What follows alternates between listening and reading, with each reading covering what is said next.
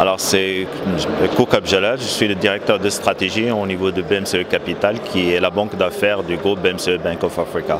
Actuellement, on a travaillé en fait ces 2 dernières années sur le lancement d'indices au niveau de la zone UEMOA et au niveau de la zone Tunisie, enfin de la zone pays Tunisie.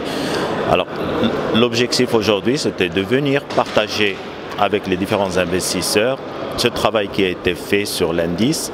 Pourquoi? Parce que notre objectif principal, c'est d'avoir un indice, mais d'avoir un indice qui vit dans le temps. Donc intégrer toutes les remarques des investisseurs au niveau de notre calcul pour en tenir compte était important pour nous. Donc c'est pour ça qu'on a choisi de venir partager cette expérience avec vous et avoir le retour des différentes assurances par rapport à ça. Alors le message est passé par rapport au lancement.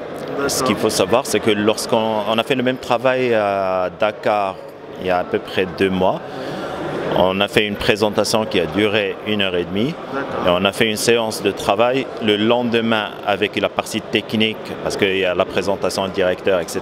Et puis il y a les gérants qui interviennent directement à qui on a fait une présentation qui a duré une demi-journée avec des échanges sur la méthodologie, les calculs, comment ça se fait le calcul de la courbe, etc.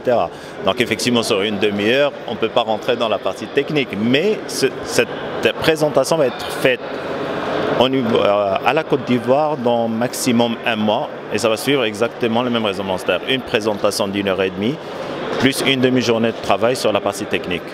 Et bien sûr, parce que les premiers utilisateurs de cet indice, je prends l'expérience par exemple du Maroc.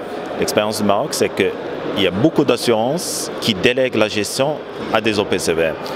Quand on délègue la gestion à un OPCVM, il faut bien avoir un indice pour juger cette société de gestion. On ne peut pas comparer juste simplement 2 sociétés de gestion sans avoir une idée sur la performance du marché en totalité. Donc à chaque fois qu'on donne de la gestion déléguée, il faut avoir un indice pour avoir de l'attribution de performance, dire est-ce que c'est la sélection des titres, est-ce que c'est la stratégie, qu'est-ce qui a généré cette surperformance, cette sous-performance. Et donc il faut un indice pour les assurances pour pouvoir gérer leur portefeuille et déléguer éventuellement la gestion de leur portefeuille titre. D'accord, donc c'est extrêmement utile et extrêmement nécessaire. J'espère bien.